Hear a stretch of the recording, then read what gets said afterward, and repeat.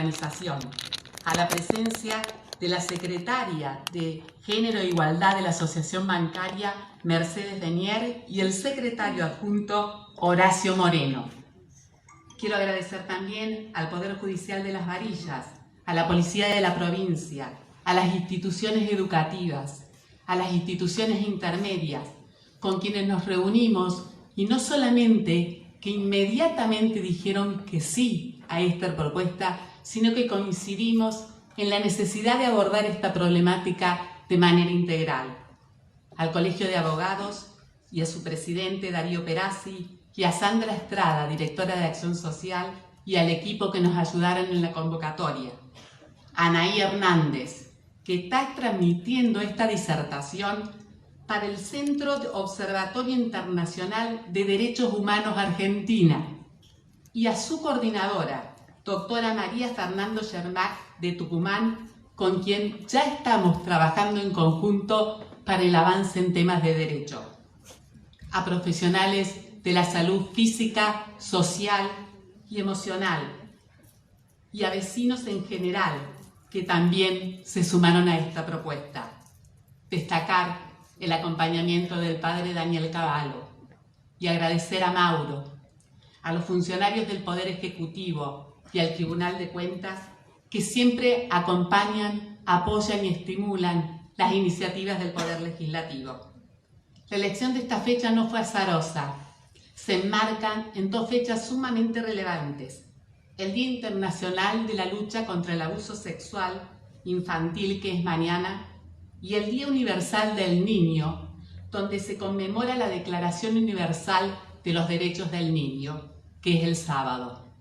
Y creo que todos coincidirán en que el abuso sexual es una de las más aberrantes vulneraciones que se puede hacer a los derechos de un niño, pero también que la gran respuesta a esta convocatoria es una señal de esperanza, una señal de que cada uno de nosotros, desde el lugar en que estemos, queremos trabajar serio y en serio para prevenir y mitigar las secuelas devastadoras que puede dejar el abuso sexual y para promover la curación.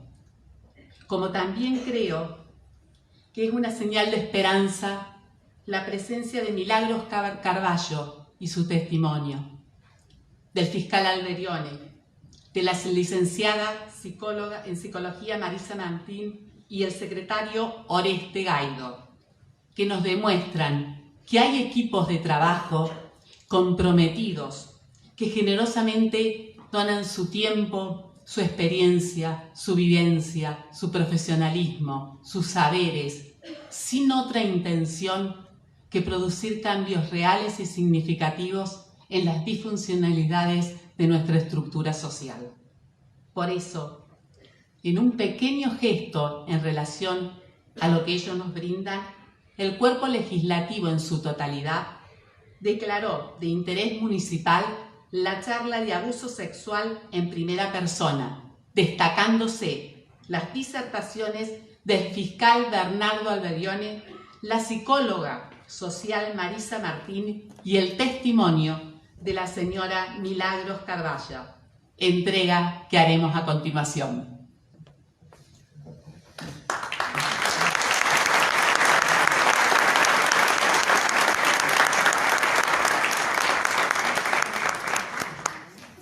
Con motivo de proceder a la entrega de la Declaración de Interés Municipal número 22 del Consejo Deliberante, a este importante evento invitamos al Intendente Municipal, señor Mauro Daniele, y la concejal, señora Marisa Ramallo, quien le dio voz a este proyecto a subir al escenario.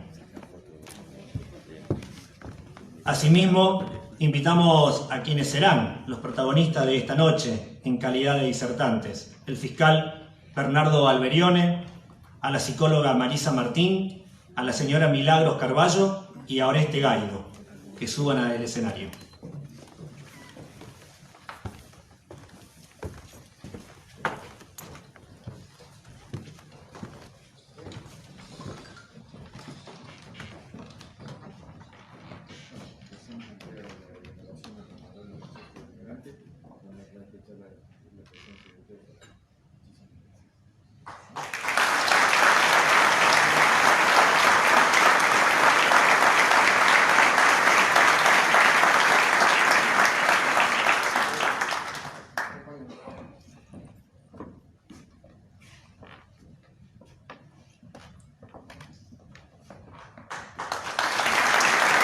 hace entrega de una copia de la declaración a cada uno de los presentes. Invitamos a los disertantes a que se vayan ubicando en sus lugares y vamos a darle la palabra al intendente municipal, que se dirija a todo el público, al señor Mauro Daniele.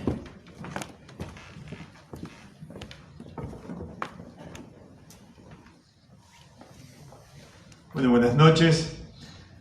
La verdad que cuando empezamos a plantear este tipo de charla, de debate, de reunión, pensábamos una de las principales preguntas que nos hacíamos, ¿cuántos nos iban a acompañar? Y volvimos a ver el Cine Teatro Colón después de tanto tiempo, que acostumbrado a verlo para espectáculos públicos, hoy lo vemos repleto de muchos vecinos, de muchas instituciones, de directoras del nivel inicial, medio, personal de salud, instituciones en general, la policía, el Poder Judicial que estén presentes, el padre Daniel y todo. No me quiero olvidar de nadie en nombrar esto, pero digo, ¿cómo reconforta saber que hay gente comprometida y que tiene ganas de trabajar y asumir esta problemática que estamos viviendo, pero no solo desde el lado del acompañamiento, sino también con ese tinte de esperanza, la esperanza de poder revertir esta situación. La verdad que, ¿qué más quisiéramos que estas cosas no ocurrieran? Como lo decía Paola recién, creo que es una de las más aberrantes acciones que puede haber, que es el abuso infantil. Y ahí estamos comprometidos nosotros desde el lado del Ejecutivo en conjunto con el Legislativo y cada una de las instituciones que siempre se suman a querer trabajar en conjunto con esto. Agradezco a todos y a cada uno de ustedes estar presente y los invito a que sea a través del Consejo Deliberante o a través del Poder Ejecutivo que se acerquen y que nos planteen todo tipo de acciones que podamos llevar adelante para poder trabajar y solucionar esta problemática. No quiero olvidarme de agradecerle al fiscal Alberione y a su secretario, a la licenciada, la psicóloga Marisa Martín y a Milagros Carvalho por estar presente, por brindar este testimonio. Agradecerle nuevamente a Dani Neri por el trabajo comprometido y a toda la bancaria en nombre de ella por ayudarnos en este trabajo que tenemos. Buenas noches, bienvenidos y a disfrutar. Le cedo la palabra a quienes saben del tema. Muchísimas gracias.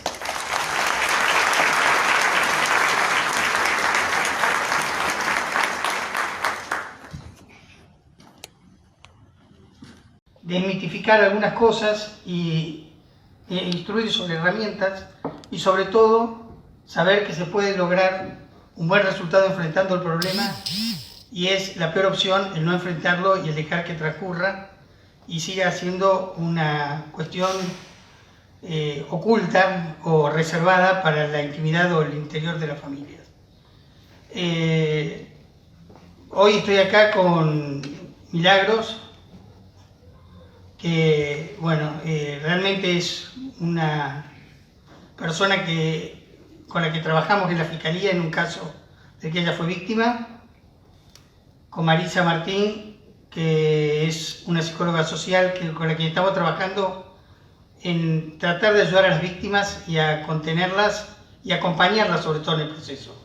Con Oreste, mi secretario hace más de 20 años, que también es una voz silenciosa, pero fundamental en el trabajo de la Fiscalía. Como comienzo como mecánica o dinámica de la charla, en primer lugar, vamos a leer los hechos sobre los cuales se juzgó al padre de Milagros por los abusos de que ella fue víctima. Después de eso vamos a contarles cómo fue la experiencia del desarrollo de la investigación y cómo concluimos la misma. Vamos a leer luego la parte resolutiva de la sentencia condenatoria del abusador, digamos, del padre de Milagros, como condenado por abuso. Y después Marisa nos va a dar algunas pautas para tratar de detectar y trabajar en lo que es la prevención, la detección y la prevención de los abusos sexuales. Así que les pido atención ahora, son los hechos que evidentemente no son gratos, son dolorosos, pero son parte de lo que tenemos que afrontar, y el coraje y la valentía de Milagros de estar aquí presente, a quien le agradezco mucho.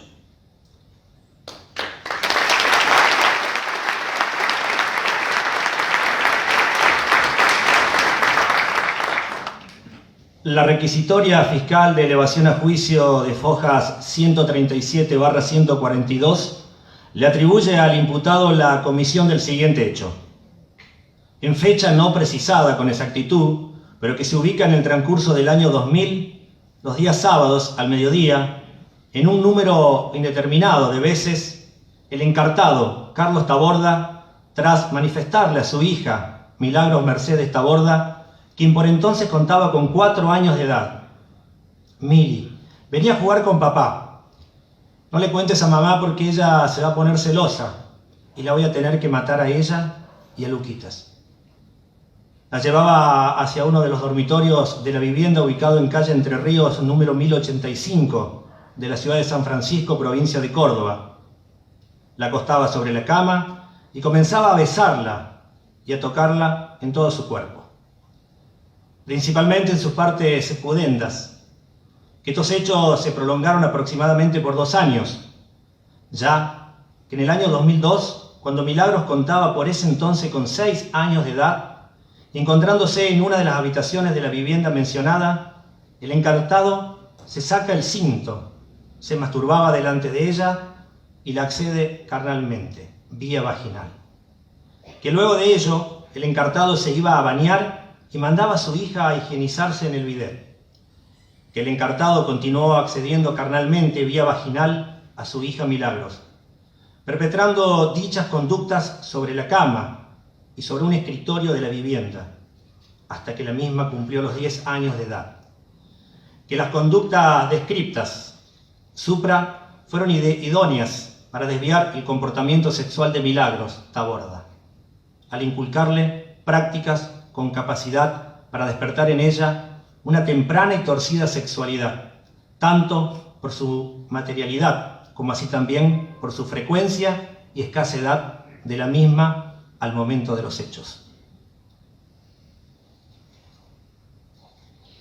Bueno,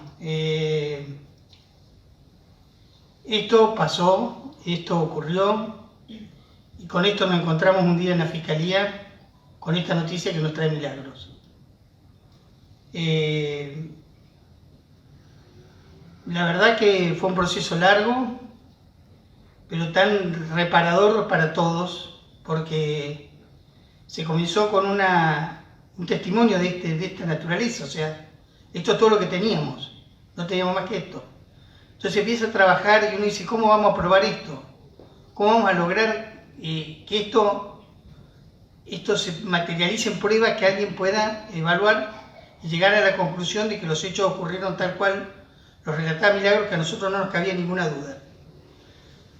Para eso se parte del trabajo de un equipo que está integrado por empleados judiciales, funcionarios judiciales y todos los integrantes de la Fiscalía, donde el primer tema que tratamos de lograr es la empatía con la víctima y tratar de lograr de que confíe en nosotros. Y después empezamos a trabajar con ella en un trabajo que le voy a pedir a Milagros que nos cuente, porque fue parte de ella y artífice del logro del esclarecimiento de este hecho y llegar a donde estamos y poder tratar de colaborar para que esto no siga ocurriendo. Le voy a pedir a Milagros, como pueda, que nos cuente cómo fue su proceso para decidirse a denunciar, para afrontar todo el proceso, que es largo, es tortuoso, pero con un final que ella ya le va a relatar, que es el que hoy la trae a estar aquí con todos nosotros.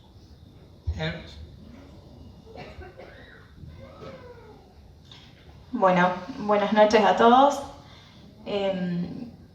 Como escucharon en los hechos, fui abusada sexualmente por mi papá en mi infancia. Les quiero contar cómo fue un poco el transcurso de mi adolescencia y cómo fue que yo puedo decir que lo que me había hecho mi papá era un abuso sexual y no era una muestra de cariño. Primero siempre pensaba que lo que me había pasado era una pesadilla. A veces cuando los recuerdos venían a mi mente yo pensaba que esto no podía haber pasado, que fue una pesadilla. Así fue por muchos años, por mucho tiempo. Trataba de quizás de contener eso guardado en mí todavía. No estaba lo suficientemente fuerte quizás para afrontarlo. Llegó un día en el que no me bastó con pensar de que eso había sido una pesadilla y realmente podía sentir en mi cuerpo, en mi mente, en mi alma que lo que me había pasado era un delito y que mi papá no me quería, no era una muestra de amor. Pude contarle a mis amigas en ese entonces, cuando tenía 15 años más o menos. Fue la primera vez que hablaba, que contaba. Y bueno, si bien me apoyaron, me contuvieron, en ese momento no habíamos hecho más que eso.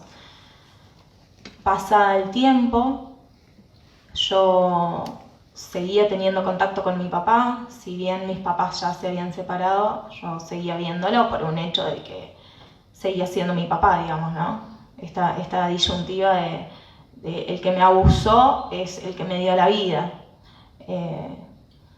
Así que seguí viéndolo por algún tiempo más y llegó un momento en el que no lo pude soportar más.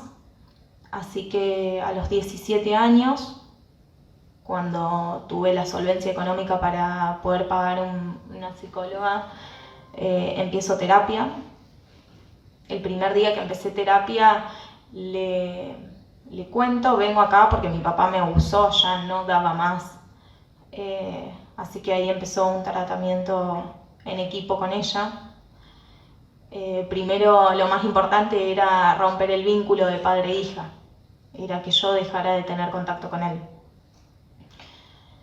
Así que bueno, se trabajó mucho en eso. De hecho, en una de las sesiones yo le digo: Sabri, necesito preguntarle a él por qué lo hizo.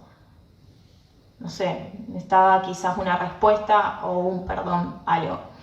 Y ella me recomendó que no le pregunte, obviamente, que no estaba preparada todavía, pero yo no le hice caso y ese día, después de la sesión con mi psicóloga, me voy a la casa de mi papá y le tocó el timbre y él me dijo: qué hija ingrata que tengo, que no me viene a ver. Ya había pasado un tiempo de que no lo veía. Y entonces le digo: abrime porque tengo que hablar con vos. Me abre y él se sienta, sigue comiendo, estaba almorzando. Y yo le digo: ¿por qué abusaste de tal y tal? Le empecé a nombrar otras víctimas que él también tiene. Y él me contesta: no, seguro es la loca de tu madre, te quiere llenar la cabeza, porque es una hija de puta, perdón. No. Y entonces, ¿a mí por qué me violaste? Entonces él me mira y me dice: es que no todos tenemos la suerte de no ser enfermos. Fue su única respuesta, siguió comiendo y mirando el partido y entonces me voy. Ese día con un shock terrible, imagínense. Así que, bueno, quizás fue la gota que rebalsó el vaso. Al tiempo conozco a mi actual pareja, le cuento lo que estaba viviendo y en ese sentido él me apoyó muchísimo. De hecho, tuve varios intentos de suicidio, muchas ocasiones de golpearme, de lesionarme, lastimarme, en las cuales algunas veces él estaba presente y una de las últimas veces, que fue la peor, digamos, él me dijo: basta, yo no aguanto más, tienes que hacer algo, habla, contalo, porque vas a terminar con tu vida. Entonces, bueno, ahí decido denunciarlo. Tenía el apoyo de mi pareja, el apoyo de mis amigas, de mis demás familiares, y estaba bajo tratamiento psicológico. Así que decidí denunciarlo un 12 de noviembre. Voy a la jefatura y bueno, la comisaria que me tomó la denuncia, la verdad es que personalmente me tocó una profesional con todas las letras, porque tuvo tacto, empatía, me supo escuchar, me supo comprender y entender las 3 horas que estuve hablando, relatándole los hechos. Nunca me juzgó, nunca me hizo preguntas que no corresponden, como por ejemplo, ¿por qué tardaste tanto tiempo en hablar? Siempre con una delicadeza increíble. Bueno, ese día que salí de la policía, la verdad es que ahí sentí un peso menos increíble en mi espalda. Era una experiencia que nunca había sentido. Me podía sentir un poco libre de una vez por todas. Podía sentir en ese momento quizás que me podía comer el mundo si quisiera y que nadie me iba a parar. Después, bueno, pasó a manos de la fiscalía. Vuelvo a decir que tuve la suerte de que Bernardo, Oreste y sus secretarios siempre me recibieron personalmente y me trataron con mucho respeto. Recalco mucho esto porque es necesario de parte de todos los profesionales que tocan estos temas, ¿no? El no volver a victimizar a la víctima, porque nosotros ya tenemos demasiada carga. Así que esto de buscar ayuda y que realmente te contengan es lo mejor que te puede pasar. Bueno, personalmente mi experiencia fue bastante llevadera en lo que es el proceso, si bien tuve muchas crisis, personalmente los días del juicio. Cuando me tocó declarar a mí, cuando escuchaba otros testimonios, fue muy fuerte. Pero bueno, cuando tuvo su condena, ¿qué les puedo decir? Ahí sentía realmente que se podía ser libre 100%. Si bien mi trabajo emocional, de curación, para sanar, por así decirlo, iba a seguir estando, ya que la justicia, que los profesionales me hayan apoyado, que me hayan escuchado, que hayan comprendido con todo el respeto que lo hicieron, para mí eso me ayudó muchísimo. Bueno, después de la condena seguí con tratamiento psicológico unos 2 o 3 años más. Puedo decir que mi psicóloga me dio el alta. Me dijo, posiblemente cuando seas madre tengas que volver por cuestiones de la maternidad. Pero bueno, me había dado el alta. Hoy soy mamá de Evangelina, que tiene 2 años. Todavía no volví. Si algún día me tocará volver, volveré con mucho gusto, porque la verdad es que disfruto de tener una herramienta para poder trabajar en mí y para poder trabajar ahora en mi hija, en no depositar traumas, culpas, en no depositar miedos en ella. Así que la verdad es que si en algún momento tengo que volver, volveré con mucho gusto. Eso es un poco de lo que fue parte del proceso. Me gustaría decirles que personalmente siempre escucho que el abuso sexual te arruina la vida. Me arruinaste la vida, no se puede seguir. Bueno, yo de mi parte doy fe de que sí se puede, con voluntad, con herramientas, con compañeros, con amigos, con amor. Sí se puede salir adelante. Por supuesto que duele hasta lo más profundo del alma, pero el después, el ver que eso lo dejaste en tu pasado y que hoy puedes ser protagonista de tu vida, que sos vos la que llevas las riendas, es de otro mundo. Eso quedó en el pasado y bueno, hoy soy yo la que toma las decisiones de mi vida y cómo quiero vivirla, ¿no? Yo creo que se puede salir adelante, que sí hay un futuro, que depende de nosotros el camino que querramos tomar. Eso, no sé si agrego algo más. Gracias.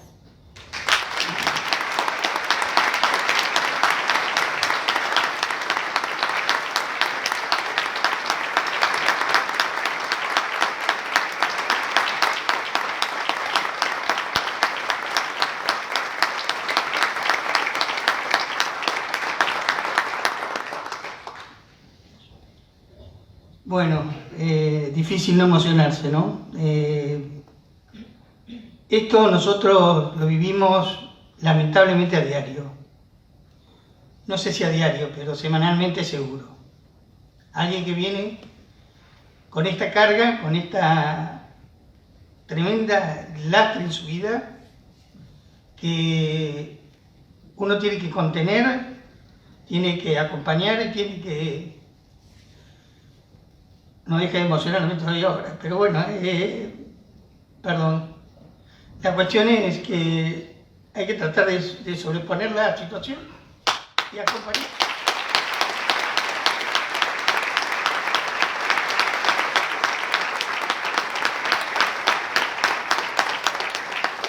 Bueno, a ver si retomo la línea. Son muchos los casos que vienen, tan graves o más graves que lo de Mili, y bueno, la idea es que siempre se puede hacer, siempre podemos lograr algo, siempre podemos quejarnos de las herramientas que no tenemos, pero teniendo herramientas con las que tenemos, se puede lograr. O sea, es muy propio del sistema echarle la culpa a otro, echarle la culpa con que no está esta ley, no está esta herramienta, falta esta institución. Si uno busca en lo que hay, en el taller que tenemos para trabajar, siempre se puede encontrar herramientas para lograr un objetivo. Y lo hemos logrado muchas veces. Con Oreste hemos tratado decenas, diría centenar de casos de abuso y en la gran mayoría hemos tenido condenas. No porque nuestra función sea condenar, nuestra función es investigar y a lo que contó Mili es ponerle pruebas, contextualizarlo y hacer que esa verdad que está dicha desde el dolor sea avalada por prueba. No por los dichos, porque mucho se dice, bueno, la cámara Gesell, los dichos de la víctima, una pericia y están condenados. No es así. Esa es una simplificación que no tiene contacto con la realidad. Nosotros cuando tenemos un hecho de abuso, si es menor, hay una cámara Gesell. Esa cámara Gesell la hacen profesionales, que es la única vez que el menor declara. Después de ahí tenemos actos que son periciales, con control de la parte, o sea, con control de la persona que está imputada, puede poner un perito de control. Tenemos investigaciones que hacen al contexto, que hacen a las circunstancias en que el hecho se dio. Tenemos que investigar en los ámbitos que se movía, los cambios de conducta y todo factor que nos indique si existió o no el hecho y cómo fue. O sea, esta simplificación a veces que con dos cosas basta para acusar a alguien de abuso sexual es una falacia.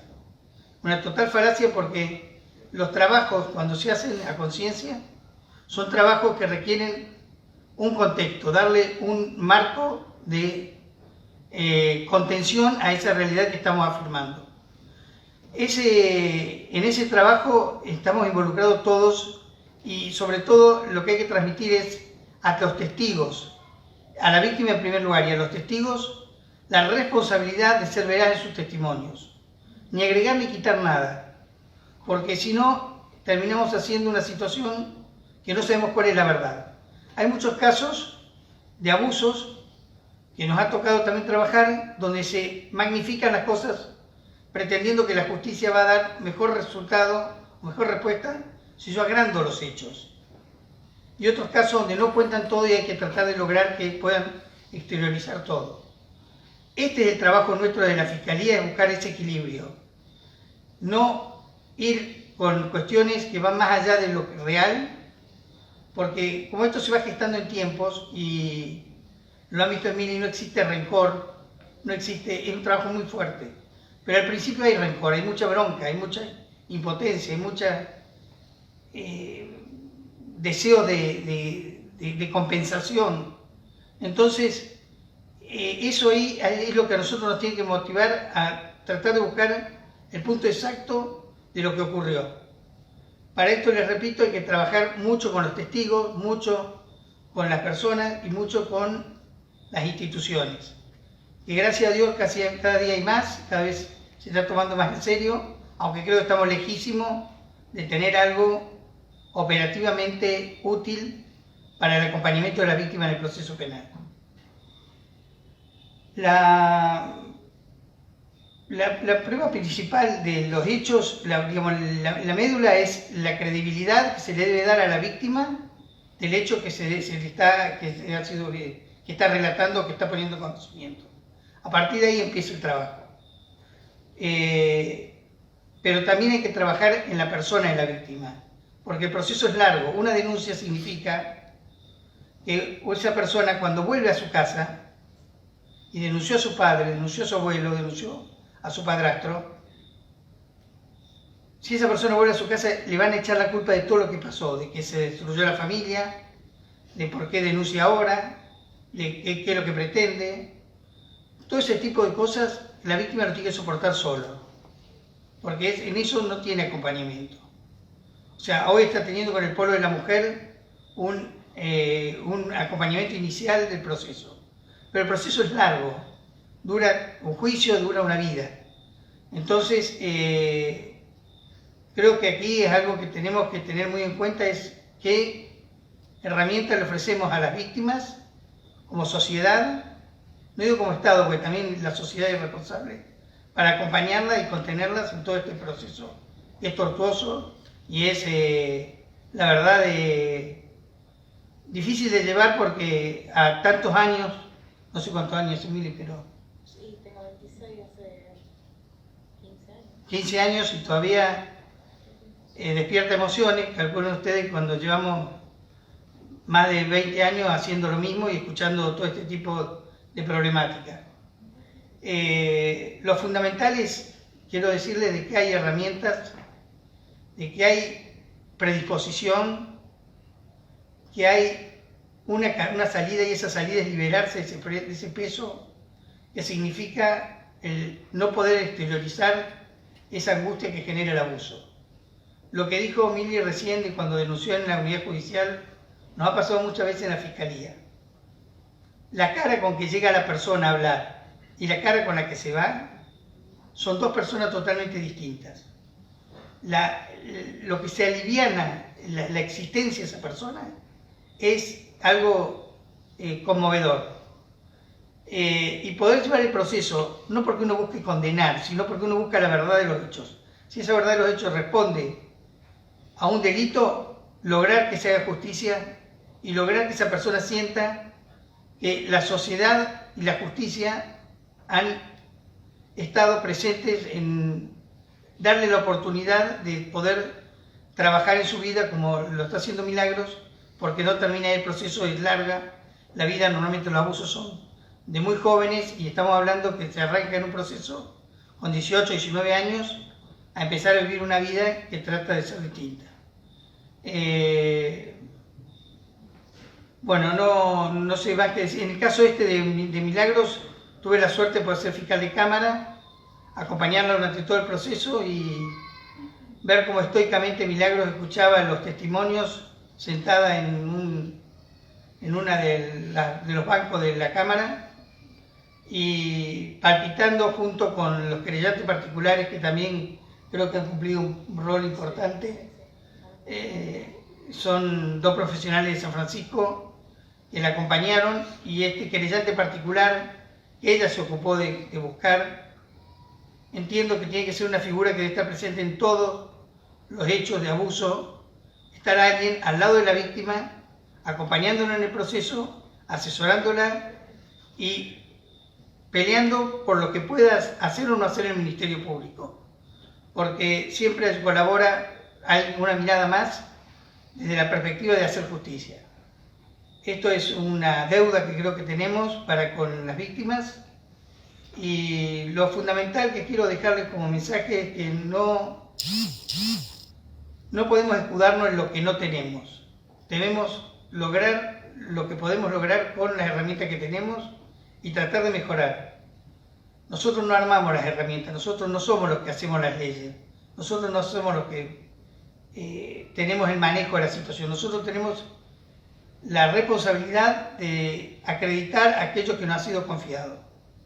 Y esto es lo único que podemos hacer, y tratamos de hacerlo con el compromiso que, bueno, el testimonio de Milagros es elocuente en cuanto a acompañarnos, cosa no es común porque se habla de la justicia como ajena o la justicia totalmente despegada de la víctima, y se puede estar cerca de la víctima y se puede acompañar en el proceso y se pueden lograr resultados más que satisfactorios, y poder tener personas que rehagan su vida, tengan una pareja estable, tengan un hijo, tengan ganas de vivir y tengan ganas de estar estudiando, como está estudiando Milagros, de abogacía, para tratar de algún día lograr a sus expectativas como cualquier persona que no haya pasado por ese trámite.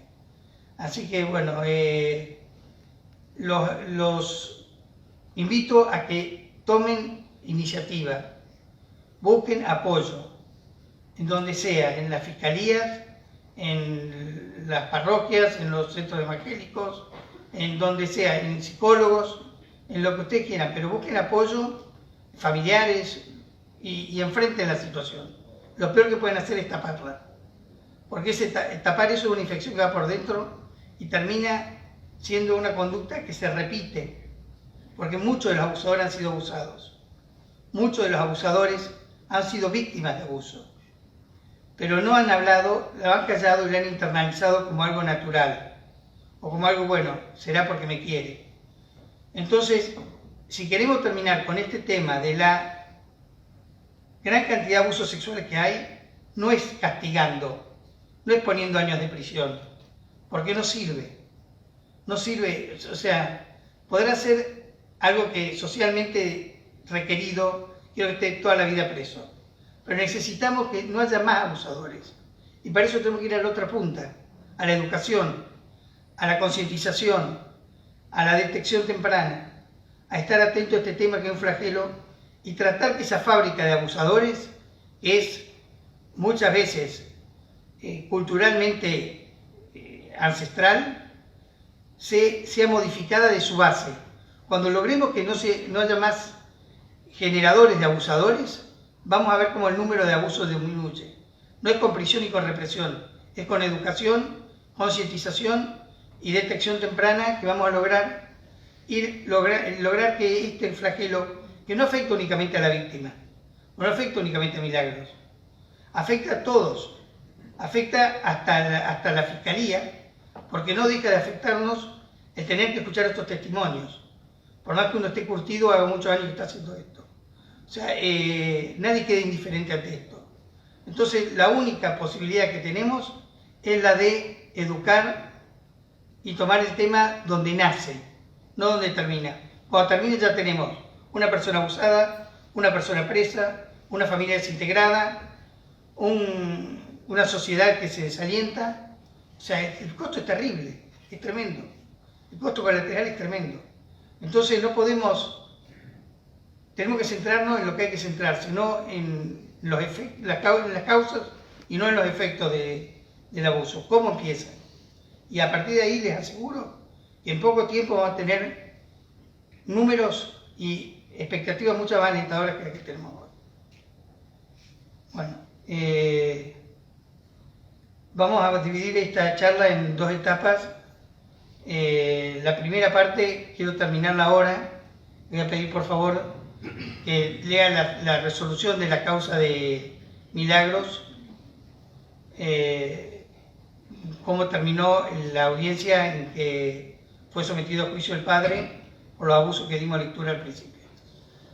Se resuelve declarar que Carlos Taborda, ya afiliado, es autor responsable de los delitos de abuso sexual con acceso carnal doblemente calificado, continuado y promoción de la corrupción de menores continuada calificada. En concurso ideal, artículo 119, tercer párrafo, en relación al cuarto párrafo, inciso B y F, 55.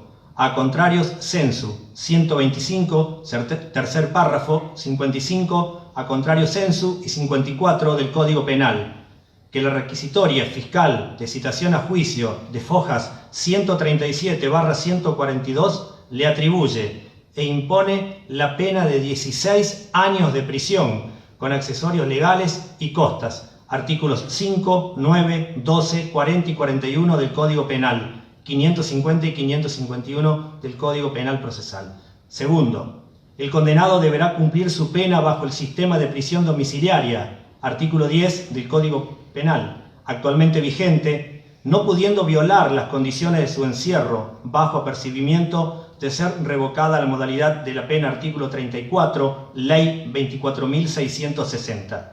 Tampoco podrá tener ningún tipo de contacto con la víctima ni con personas menores de edad, manteniéndose las condiciones impuestas por el decreto de Fojas 68/69.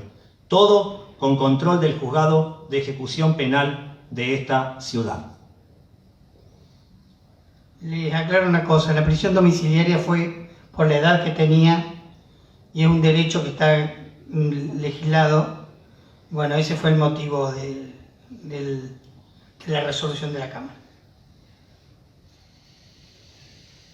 Bueno,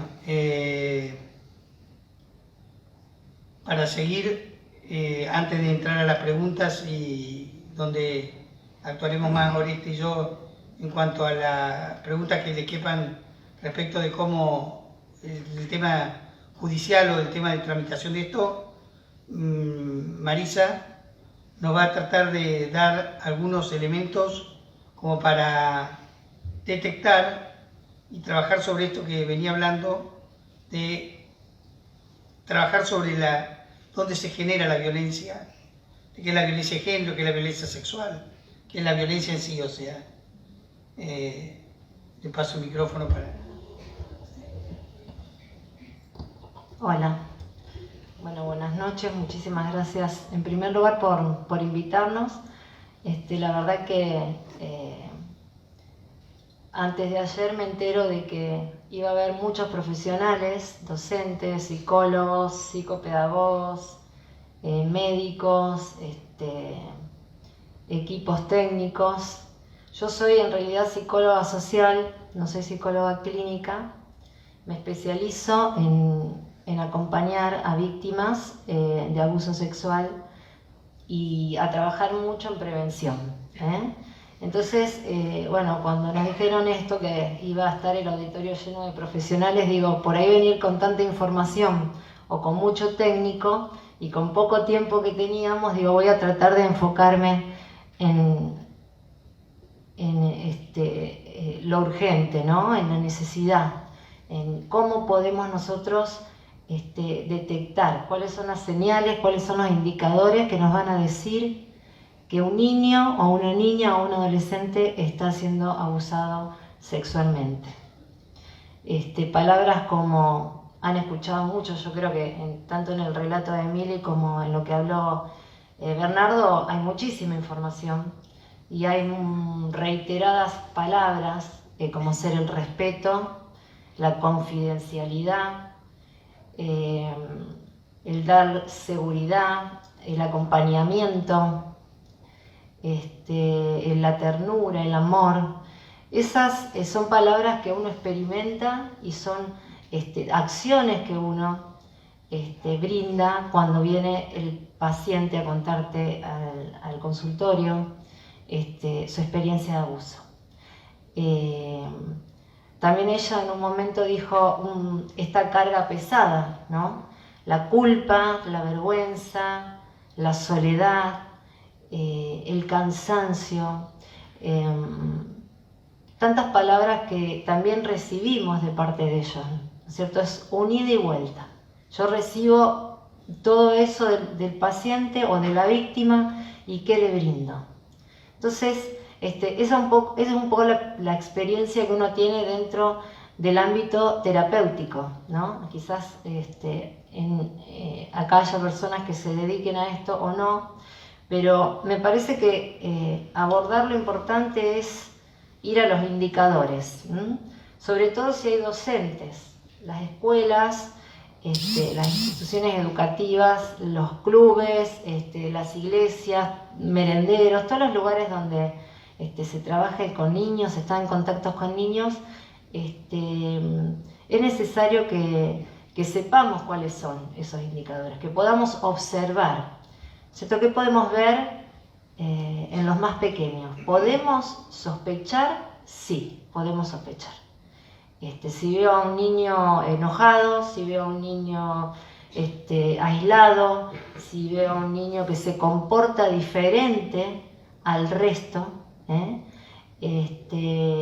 a lo mejor un niño puede ser introvertido, pero también puede ser hiperactivo, puede tener bajo rendimiento académico, pero también puede, esconder ese dolor detrás del estudio. Generalmente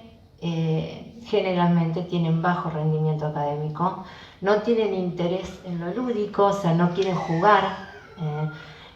Siempre, creo que Paola, ¿no? Dijiste que el niño tiene que jugar, el niño tiene que vivir la experiencia en su primera infancia del juego, de la creatividad, de la inventiva, y bueno, realmente cuando está atravesando por este flagelo tan terrible, es como una irrupción, por eso es un trauma, no sé si estarán de acuerdo conmigo las psicólogas clínicas, es un trauma muy complejo, ¿no? El trauma complejo cuando se da a través del tiempo, ¿no? Como contaba Milagros, desde los 5 hasta 10 años, ¿no? Entonces, hay cuestiones que se van generando, no sé si ustedes escucharon lo que es el síndrome de Estocolmo, ¿no? Donde la víctima pasa a ser como un rehén del atacante, ¿no es cierto? El atacante, su agresor, ¿cómo va? De manera cariñosa, va manipulando, va seduciendo, va engañando, va amenazando, como el papá le decía a Milagros. Si vos contás, yo voy a matar a tu mamá y a tu hermano. Otros dicen, si vos contás, voy a matar a tu familia, voy a matar a tu mascota. Se manejan con la amenaza. Pero como es el tiempo es tan largo, se genera como un vínculo muy fuerte. Y el niño dice, ¿cómo? Si él me ama, si él es mi papá, si él es mi tío, si él es mi hermano, si él es mi abuelo, si él es mi abuela, si ella es mi abuela, perdón, si ella es mi mamá, porque también hay mujeres abusadoras. Entonces, hay un doble discurso. Imagínense lo que esto genera en la psiquis del niño. Pero sobre todas las cosas, y más que nada para apuntar a lo que es la prevención y la detección temprana, es tener en cuenta esto. ¿Cuáles son los indicadores? ¿Qué veo? ¿Qué puedo observar? ¿Qué puedo observar en este grupo de niños que tengo en el jardín? Juega con los demás. Si puedo indagar un poco más, vieron que ahora está esta cuestión que no lo puedo acompañar al baño, que no lo podemos tocar, pero puede haber sangrados, puede haber sangrados vaginales, puede haber sangrados anales. Sabemos que el abuso sexual infantil y en la adolescencia es un delito, pero que no deja huellas físicas. Eso hace que se diferencie de lo que es el maltrato físico. Por eso hace un tiempo que a través de las diferentes disciplinas se le viene dando, un trato, un estudio, una investigación independiente, ¿no? De lo que es el maltrato físico y de lo que es el abuso sexual infantil. Entonces, volviendo un poco a estos indicadores, hay una herramienta que utilizamos mucho, que es muy útil, sobre todo para los docentes, para los que trabajan con merenderos, para los que trabajan en distintas áreas con actividades lúdicas, que es el dibujo. El dibujo es la expresión del alma. El niño va a expresar lo que siente, las emociones, las experiencias que está viviendo a través del dibujo. Bueno, yo hoy no traje nada de PowerPoint, ni placas, ni nada, pero voy a tratar de contarles un poquito, que se lo puedan imaginar.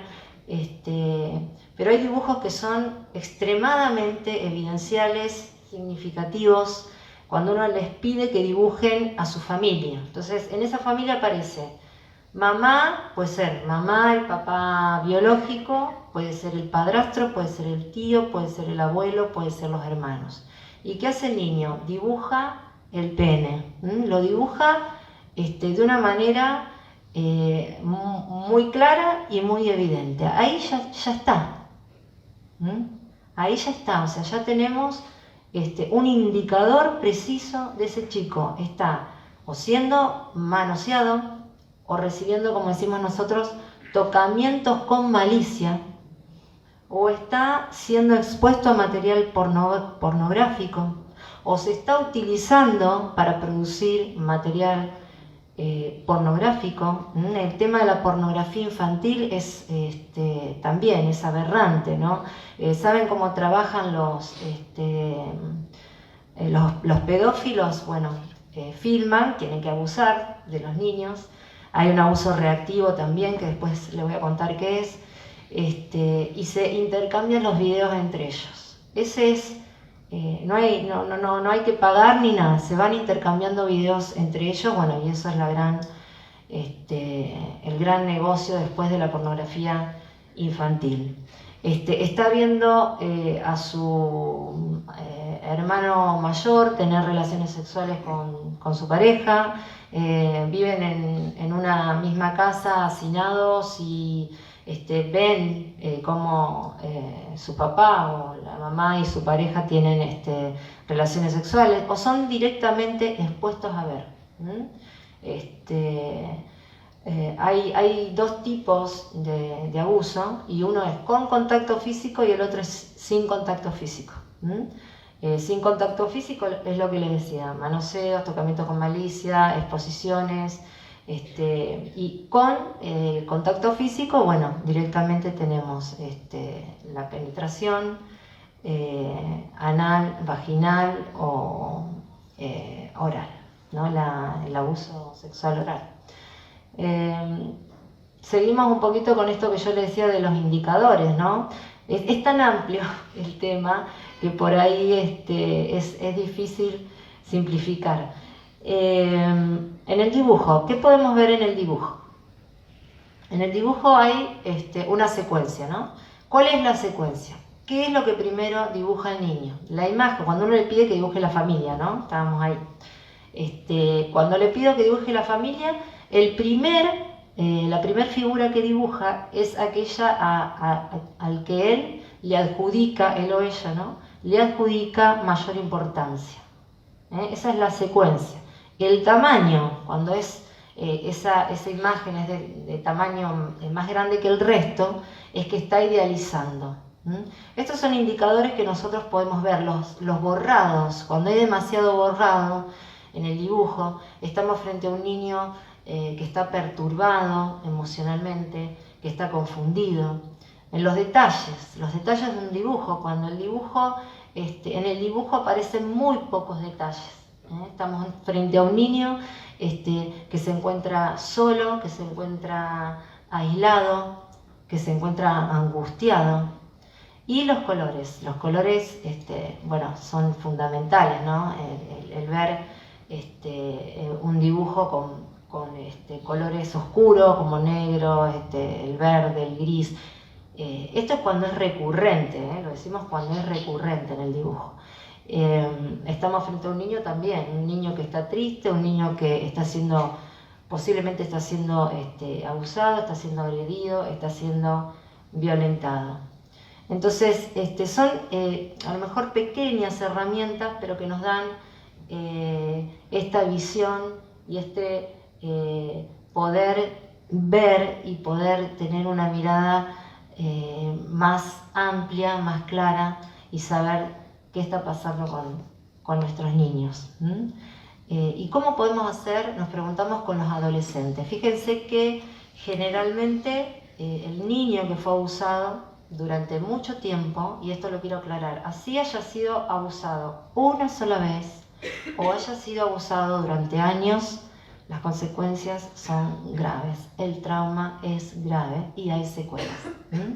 O sea, está comprobado que el 80% de los niños abusados van a tener, no todas las secuelas, pero algunas secuelas y consecuencias de lo que es el abuso cuando sean mayores, que se puede dar a corto plazo, que es cuando son los 2 primeros años de producido el abuso, a mediano plazo, que es cuando empieza a transcurrir la preadolescencia y la adolescencia, y a largo plazo cuando esto corresponde a la adultez, al periodo ya de la adultez.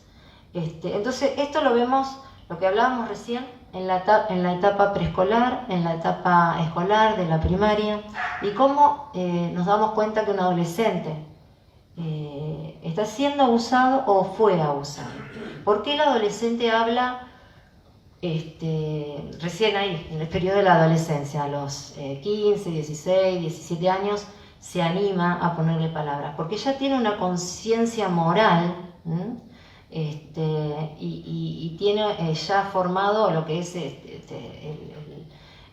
su sexualidad. Aunque podemos ver como consecuencia en adolescentes baja autoestima, mucha baja autoestima, también chicos que se los encuentran en un estado de aislamiento, con bajo rendimiento académico, con inasistencias reiteradas, con abandono de la escolaridad, esto ya entra un poco en las consecuencias, ¿no? El consumo de sustancias tóxicas, drogas, alcohol, delincuencia. ¿Y por qué decimos a veces cuando uno lee las consecuencias y dice cómo la delincuencia? Y sí, porque cuando entran en el consumo de drogas van a necesitar dinero y bueno, empiezan así, robando y bueno, se van metiendo en este juego, mal juego que es la delincuencia. Entonces, cuando quiero tratar de, déjenme ver un poquito, porque con estos lentes no veo, para no perderme. Entonces, tenemos por un lado la parte escolar y por otro lado tenemos el secundario. Nosotros, como agentes de cambio, como docentes, como médicos, como abogados, como psicopedagogos, psicólogos, tenemos una responsabilidad. O sea, ya es tiempo de no hacer ni oído sordo, ni cerrar nuestros ojos, y poder pensar en la restauración de estos chicos, que es posible, como decía Bernardo y como decía Milagros. Estadísticamente, de cada 4 niñas, una es abusada. De cada 8 varones, 1 es abusado. Yo los voy a invitar ahora, bueno, Bernardo, esto no lo sabía, pero los voy a invitar a todos a cerrar sus ojos y contar hasta 15. Yo voy a contar hasta 15. Cuando yo termine de contar hasta 15, los van a abrir, ¿sí? 1, 2, 3, 4, 5, 6, 7, 8, 9, 10, 11, 12, 13, 14, 15.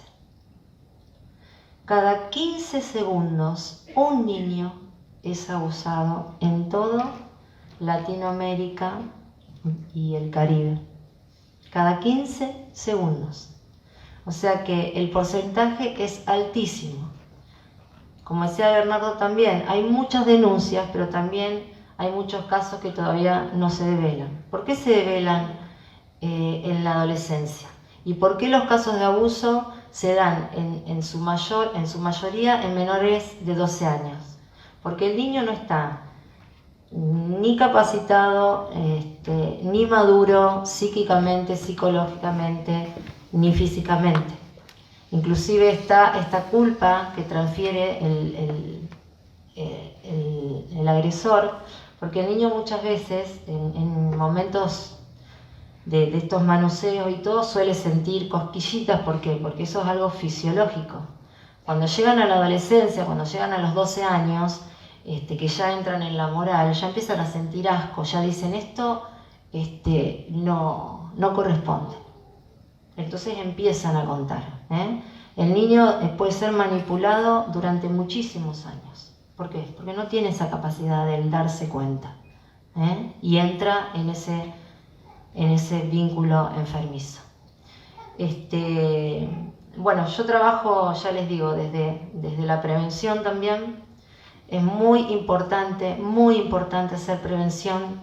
Vivimos en una sociedad tremendamente erotizada, sexualizada, lo vemos en las publicidades, lo podemos ver permanentemente en las redes sociales.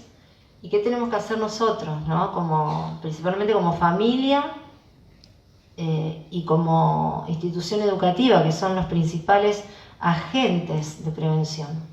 Tenemos que actuar, ya tenemos que empezar a operar, a ser operantes, desde el lugar que cada uno está, desde el rol que cumple.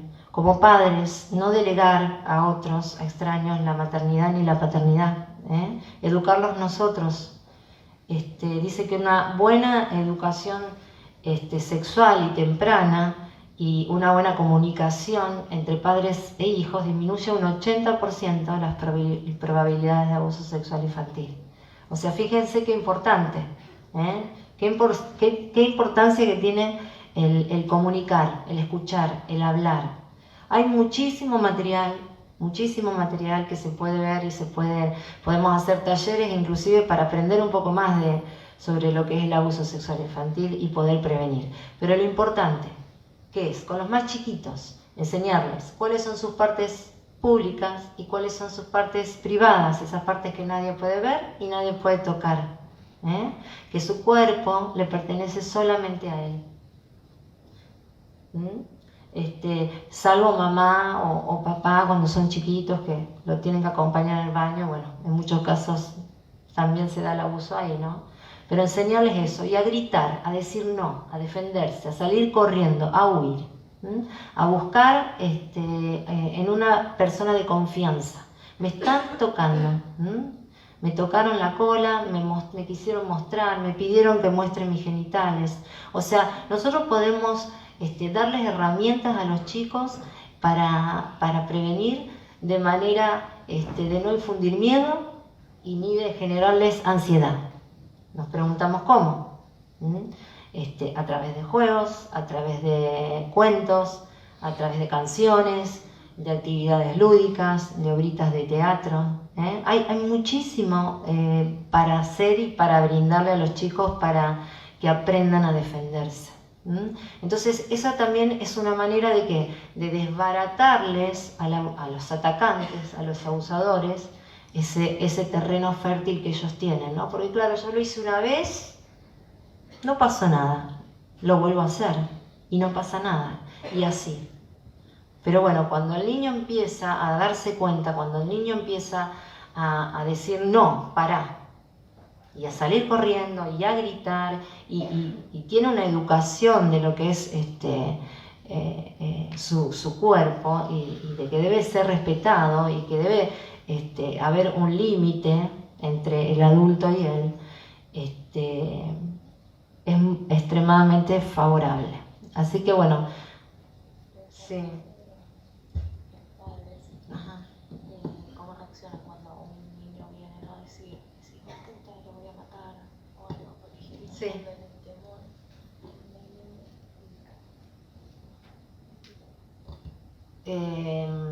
La confrontación. Claro, ¿cómo reacciona el padre ante lo que le cuenta a su hijo? O sea, mi hija me cuenta. Bueno, eso es lo que dice Mili, gracias porque me ayudó un montón. Tiene que ver con falsas creencias y mitos. O sea, socialmente, culturalmente, hay muchas falsas creencias que dicen, por ejemplo, el niño se olvidará. Eso nunca va a pasar, el niño no se va a olvidar. La madre es un factor clave, es decir, tenemos a una madre que, como recién ella me decía, va al niño y le cuenta lo que su papá, lo que su pareja, lo que su abuelo, primo, hermano, padrastro le está haciendo. ¿Y qué pasa?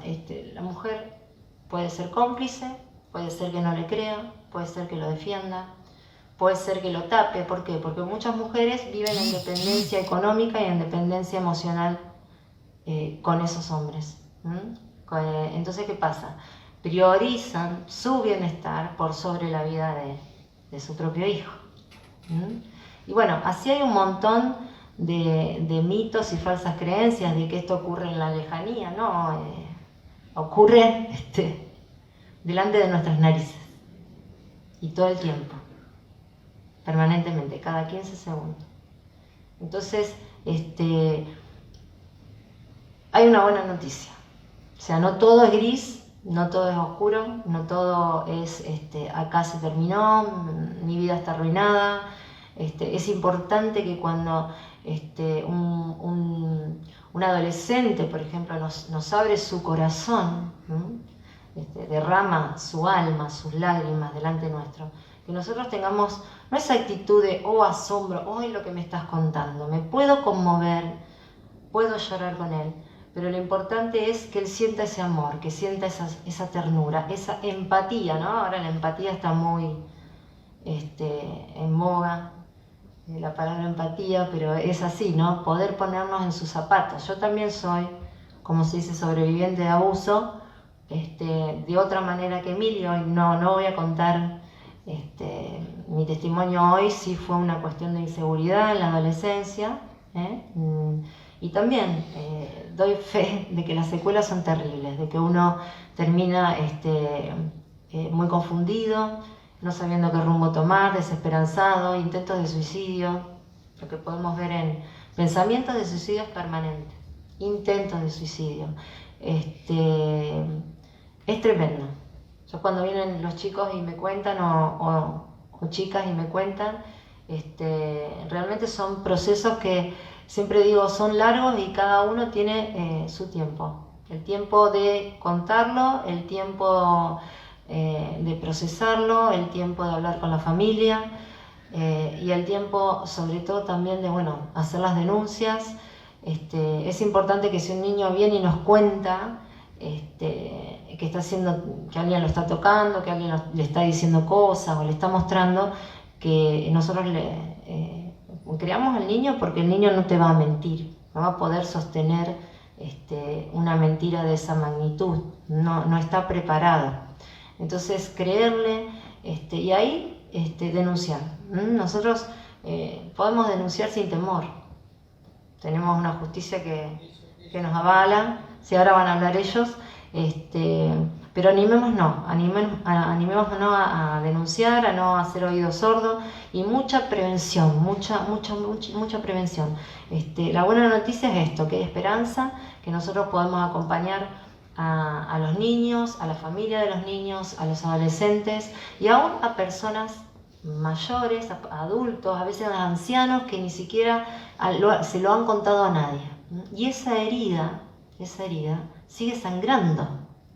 O sea, hasta que no se cuenta, esa herida sigue. Entonces, la restauración, la sanidad, empoderar a estas chicas, tratar de que, empoderar no la palabra que se usa ahora del empoderamiento, empoderarlas en decir, vos valés, tu vida vale, esa niña que fuiste, ese niño que fuiste, ahora podés ser esto, podés elegir, podés ser libre y podés escribir una nueva historia, ¿no? Enterrar ese pasado de dolor y escribir una nueva historia donde haya proyección, donde haya alegría, donde haya estudio, donde haya una reconstrucción de la familia. Así que es muy importante y los aliento a todos de corazón, porque lo siento, porque lo veo diariamente y escucho mucho, que trabajemos en la prevención, que trabajemos juntos, que nos sumemos. Mañana va a ser un día especial, pongamos cosas en los estados, en las redes, desbaratémosle el territorio que por ahí se creen que tienen tan fácil los abusadores. Y les voy a dejar un proverbio, que es un proverbio cristiano, que seguramente el Padre la conocerá, que dice: libra a los que son llevados a la muerte y salva a los que están en peligro de muerte. Libra, salva. Entonces, es como una premisa, ¿no? Es algo que nosotros, como adultos, nosotros como padres, nosotros como agentes de cambio, nos tenemos que proponer. Salvar. Ese es un proverbio, es el proverbio 24:11 para el que después lo quiera buscar. Bueno, espero que les haya servido y estamos a su disposición.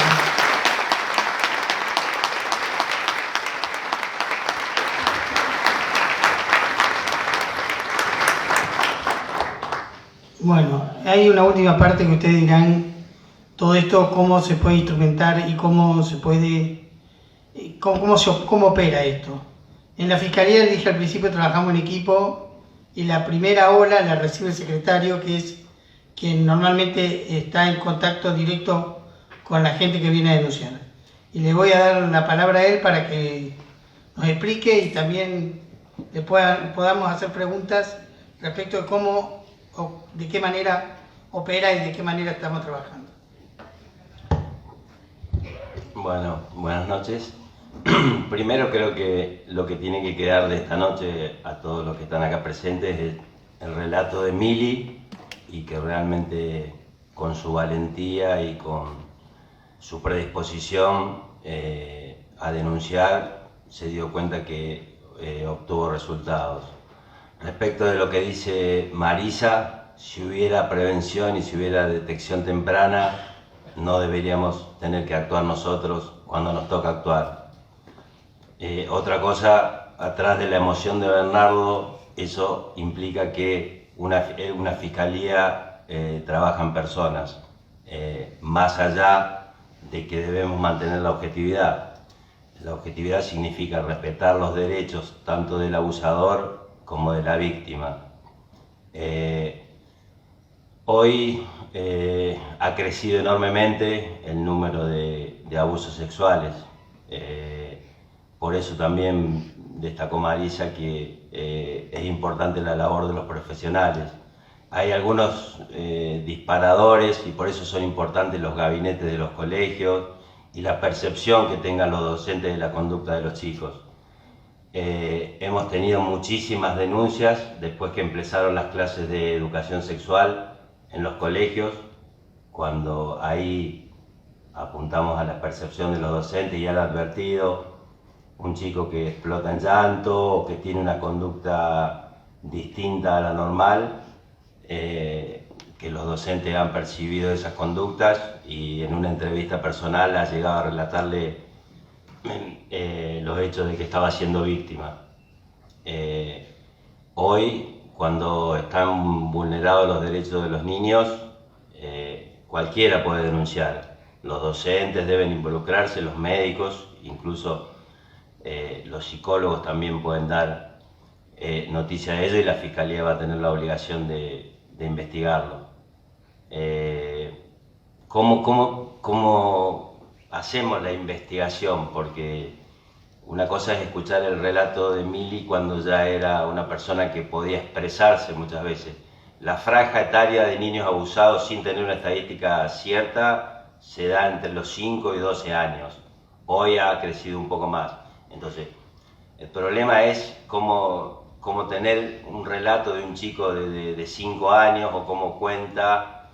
Entonces, seguramente, y si bien no tenemos una estadística certera, la mayoría de los abusos sexuales, la mayoría son intrafamiliares, por lo cual eso también genera mayor temor a denunciar por los daños colaterales que genera dentro del ámbito familiar.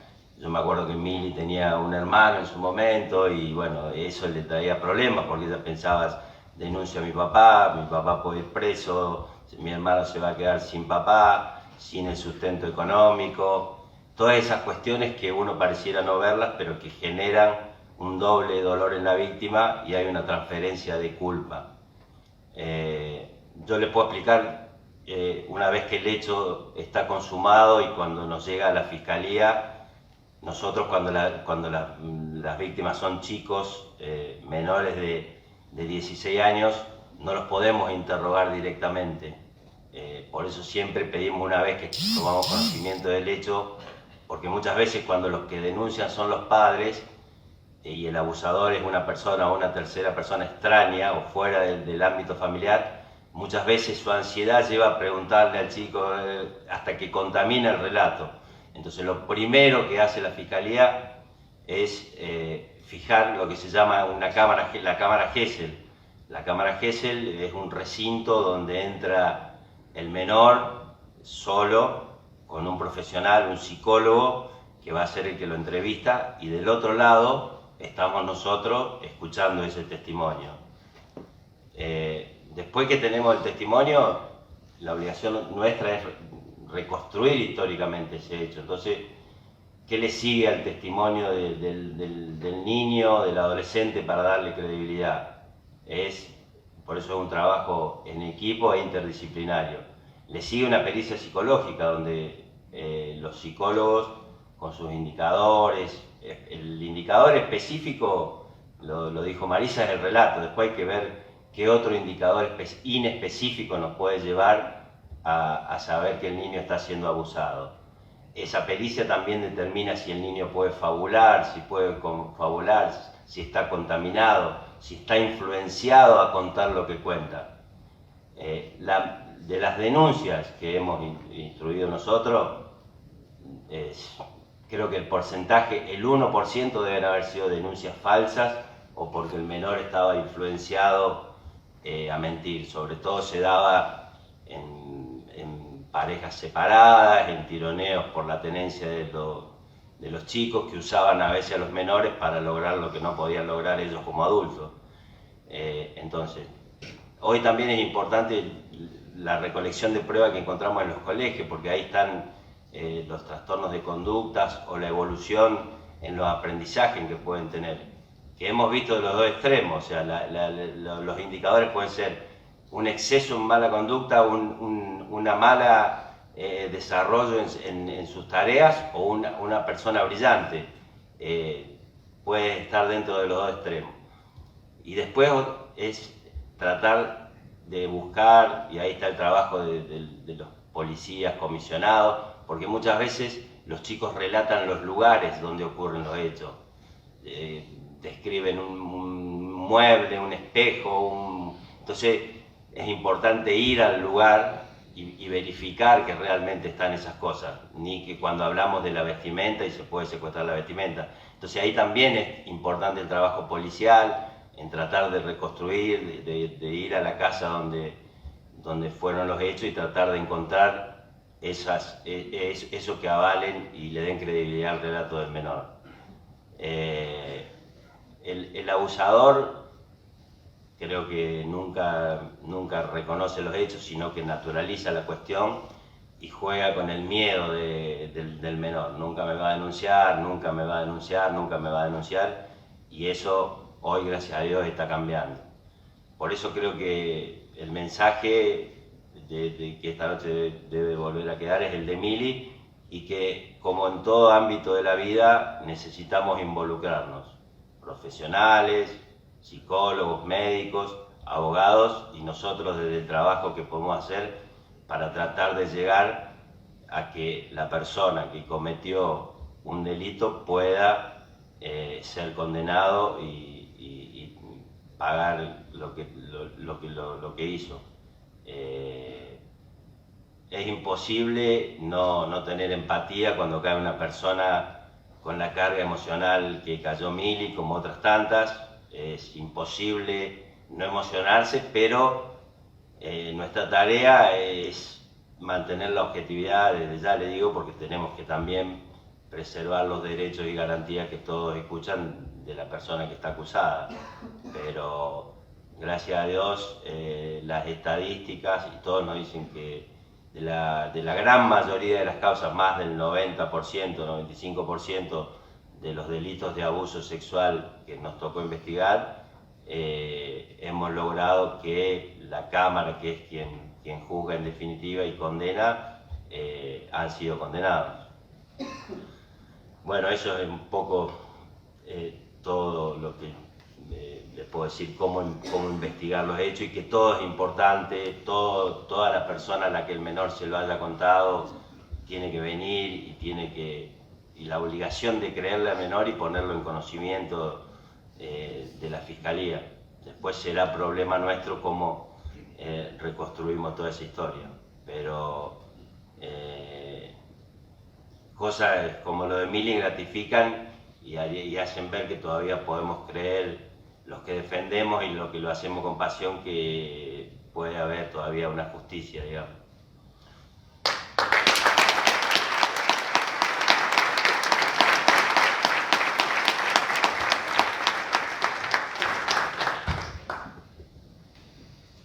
¿Preguntas? Sí, si quieren hacer... Si alguien quiere hacer preguntas, levantan la mano. Allí está Nati con el micrófono. Les voy a pedir algo, sí. De ningún tema actual ni de ningún tema puntual, porque no nos vamos a referir de causas más que la que estamos tratando acá, que ha sido con el consenso de la víctima. Les pido esto para evitar algún tipo de pregunta que no podamos responder. Ahí está. Sí, si ustedes en los casos que han atendido pueden decir que el abuso se puede dar en cualquier estamento de la sociedad, desde el más desposeído hasta el más encumbrado. Sin dudas, sin dudas. Es más, yo diría que en clases sociales medias y altas son más tapados que en los casos de clases medias o bajas. Fue el caso de Mili, en ese entonces el padre de Mili, pero bueno, tenía una posición económica muy buena, muy buena. Milagro, en primer lugar, admiro tu valentía y haber podido salir adelante con esto que te ha pasado, en lo cual valoro muchísimo el testimonio y que sirva para que todos se animen a hablar cuando realmente está este problema tan latente en la sociedad. Y segundo, quiero saber, doctor Alberione, de qué manera, si se sigue o no se sigue la condena que ha tenido este señor en el arresto domiciliario, si se lo controla de alguna manera, porque hemos podido ver y vemos en la televisión que cuando tienen el arresto domiciliario hay muchos que no lo cumplen y pueden volver a cometer ese tipo de acciones que ha tenido este hombre. Sí. Quiero saber si tiene algún seguimiento, si se hace a la persona. Gracias. Sí, hay un seguimiento que se hace a través del juzgado de ejecución penal, que es el que tiene la obligación de tanto garantizar los derechos que tienen las personas por el simple hecho de ser personas, más allá de ser condenadas en los lugares de detención, como el cumplimiento de la detención en los lugares donde son,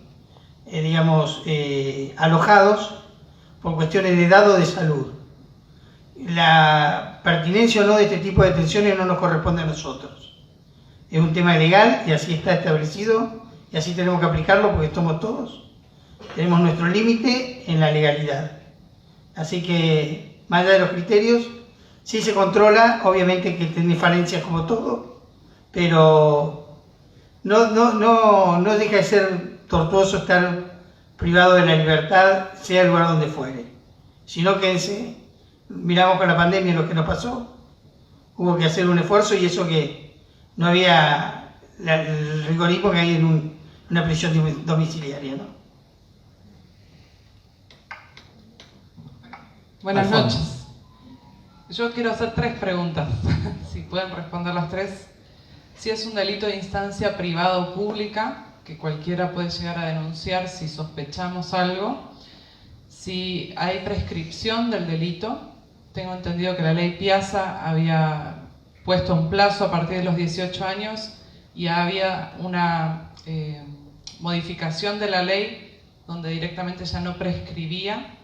Si me pueden aclarar eso. Y con la psicóloga, si como adultos recibimos el dibujo de un menor que tiene un indicador tan preciso, ¿qué corresponde hacer?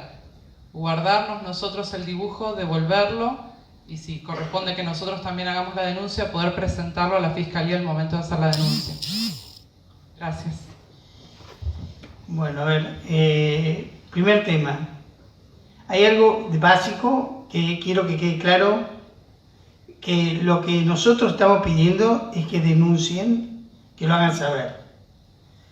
Temas prescripción, temas técnicos son de la Fiscalía y esa respuesta se la tenemos que dar en cada caso concreto. El tema fundamental no es la ley Piazza sí estableció, se alargó la prescripción por un caso, pero esto, digamos, son las herramientas que nosotros tenemos que usar. Pero nosotros tenemos que dar una respuesta al hecho que ocurrió. La aplicación del derecho de eso es muy variable de acuerdo a cómo se vaya desarrollando la investigación. O sea, hay hechos que pueden estar prescritos, hechos que no, depende de cuándo se ocurrieron, cuándo se denunciaron, o sea, la casuística es muy grande. Lo que es importante es que no hagan ese análisis para denunciar o no denunciar. Denuncien.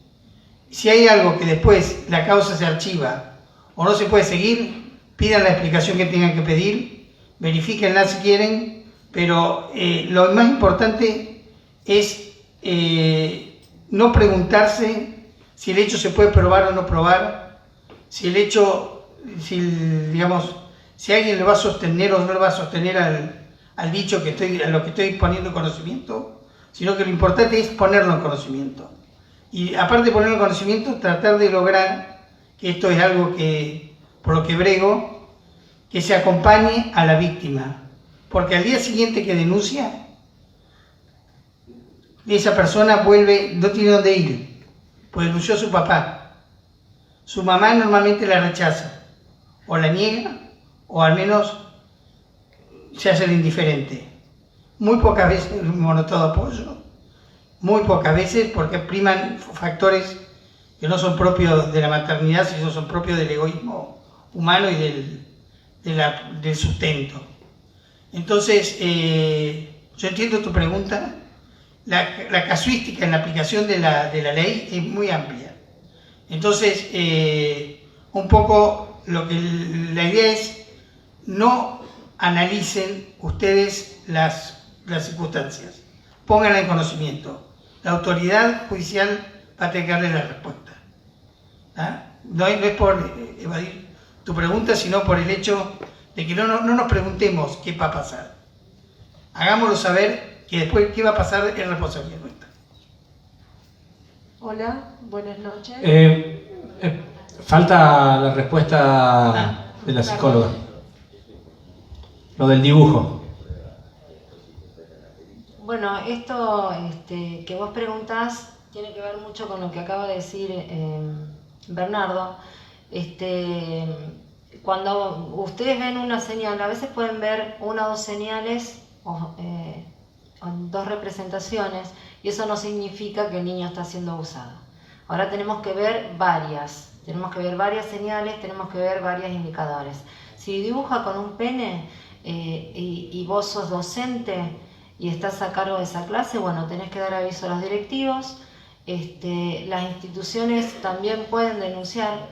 Y lo que decía él, nosotros no vamos a ir a denunciar el hecho, vamos a ir a denunciar, y que me corrijan ellos que saben, la presunción del hecho. Presumimos, sospechamos.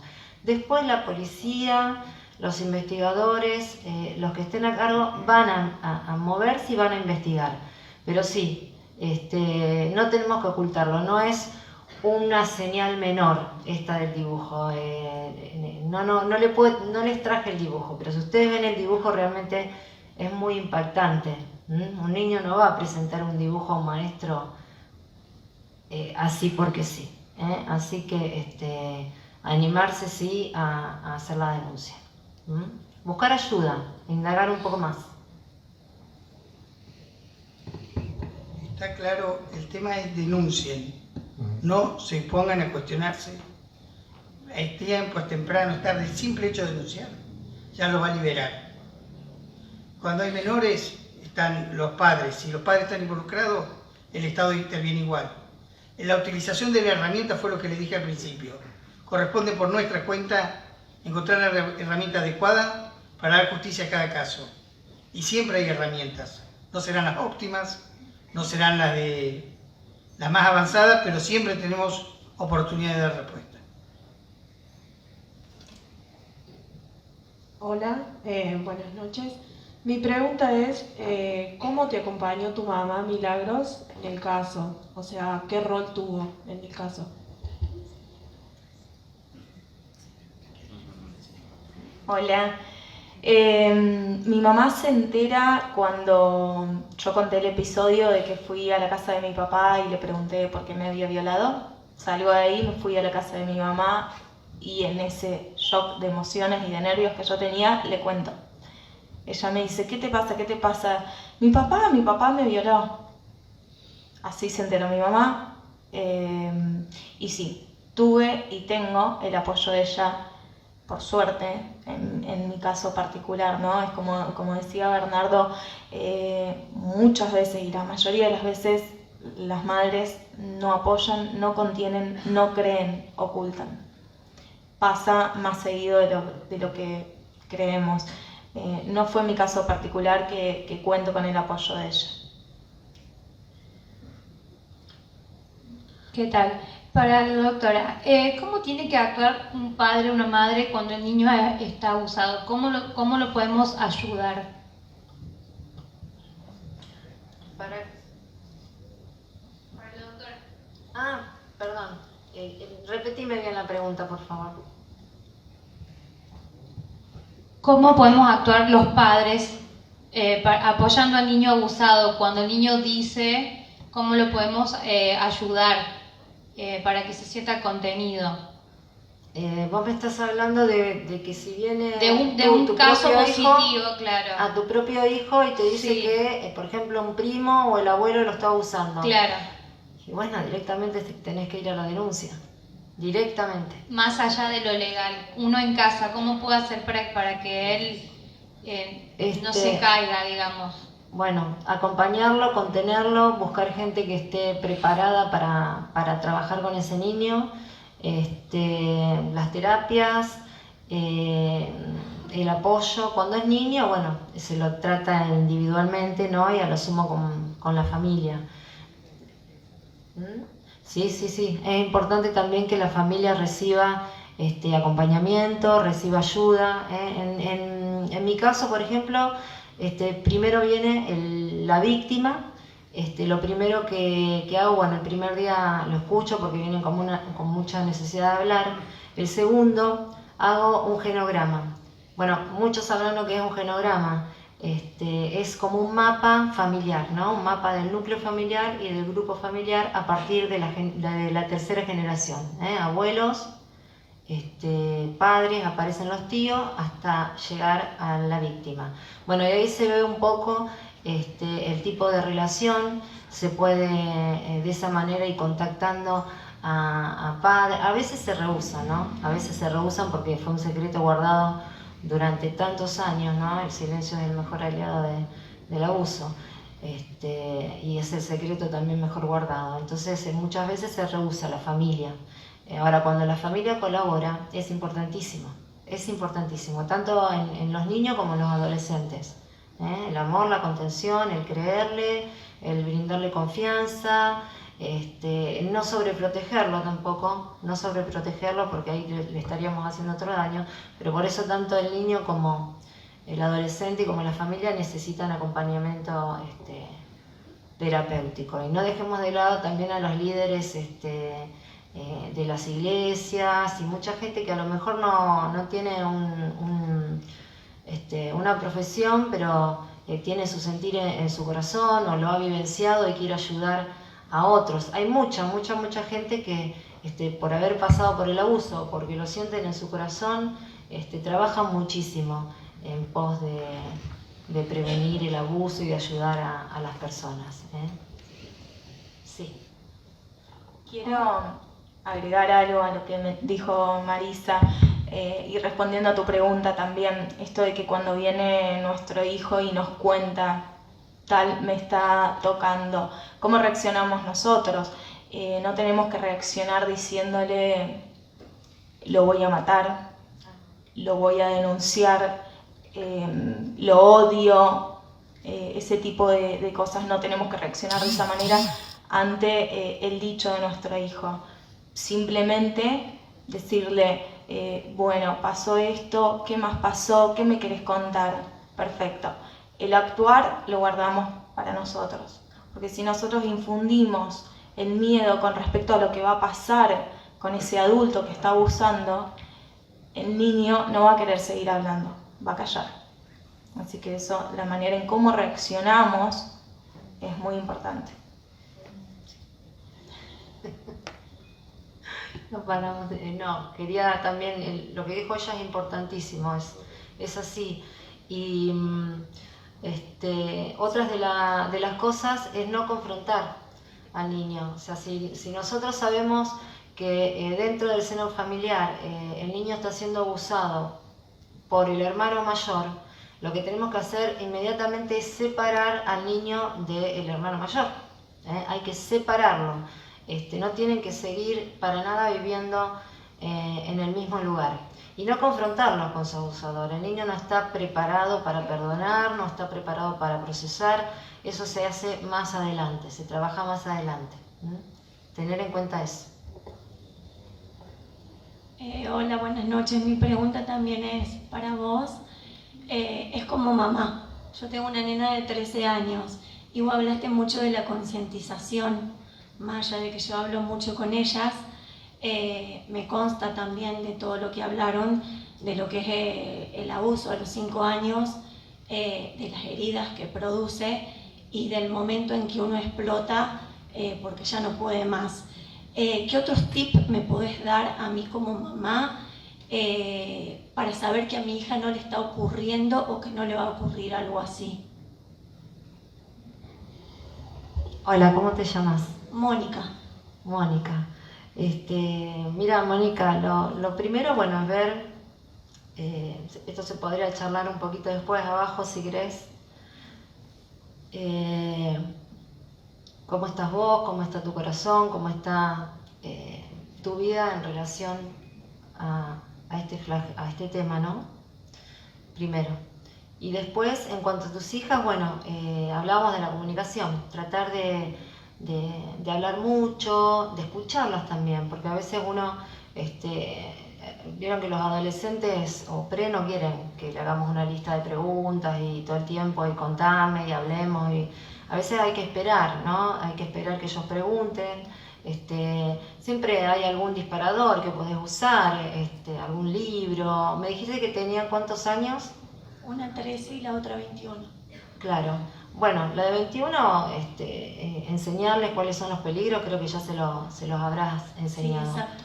Sí, y lo que tenés que hacer es eso, hablar con ellas, enseñarles. En la escuela ahora, bueno, están teniendo ESI, pero bueno, también vos podés, hay material y hay cosas que podés buscar y hay libritos.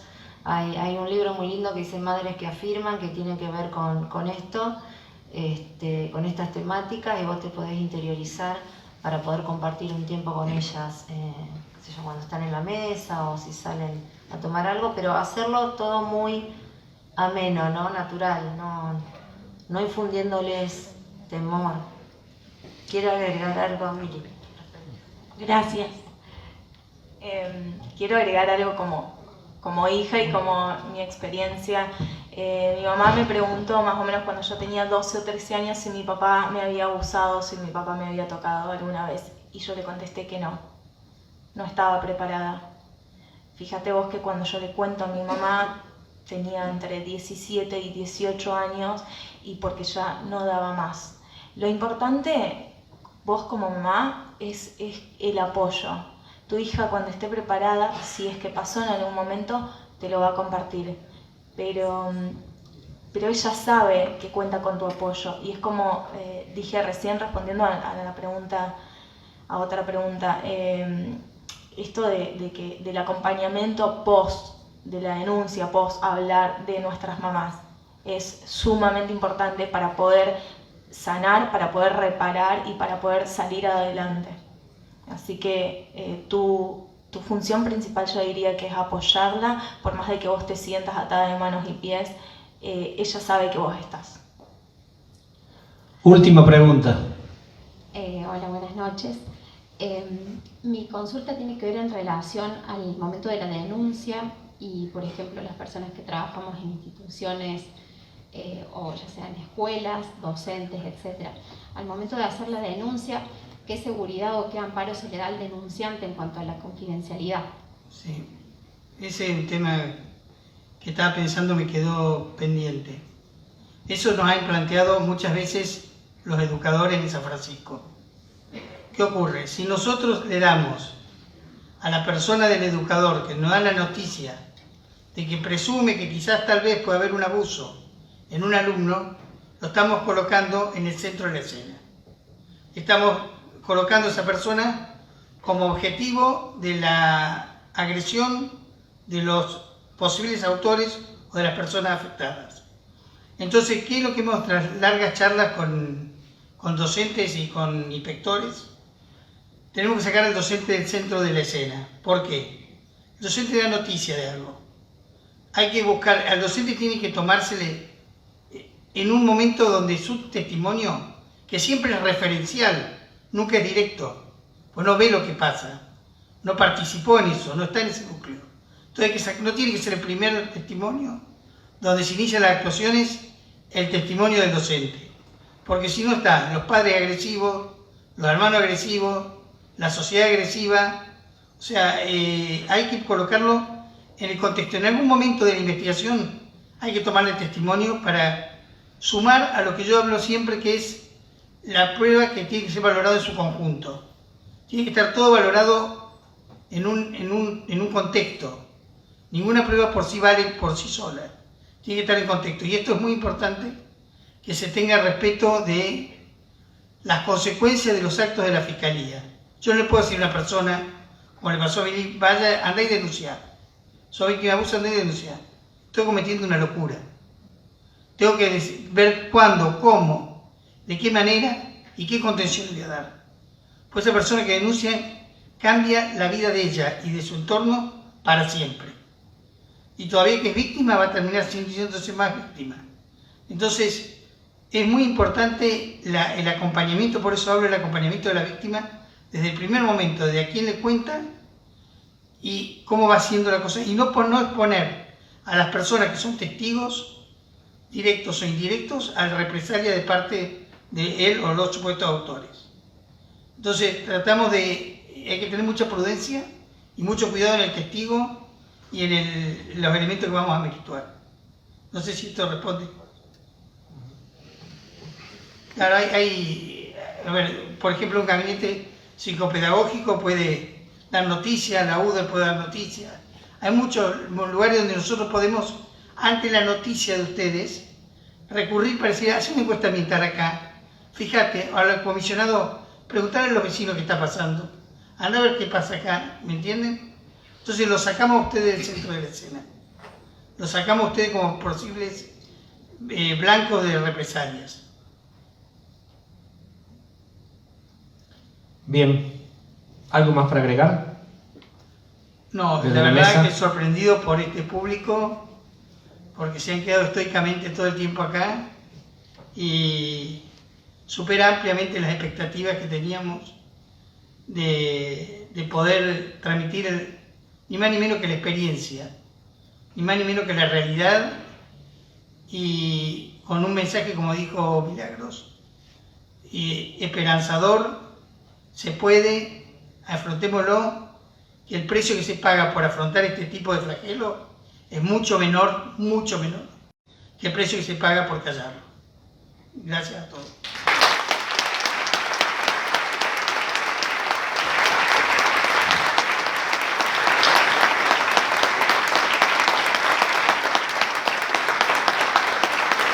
Muchísimas gracias al fiscal Bernardo Alberione, al secretario Oreste Gaido, a la psicóloga Marisa Martín y a Milagros. Esperando que este sea el puntapié inicial para seguir trabajando fuertemente, cada uno desde nuestros lugares, en la prevención de esta grave vulnerabilidad a los derechos de nuestras niñas y niños, y que este mensaje de esperanza nos convoque fuertemente a la acción colectiva. Que tengamos una buena noche. Gracias por asistir.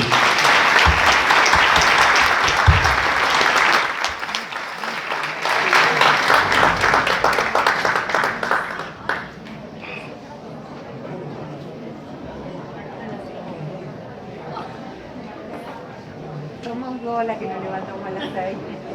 Entiendo.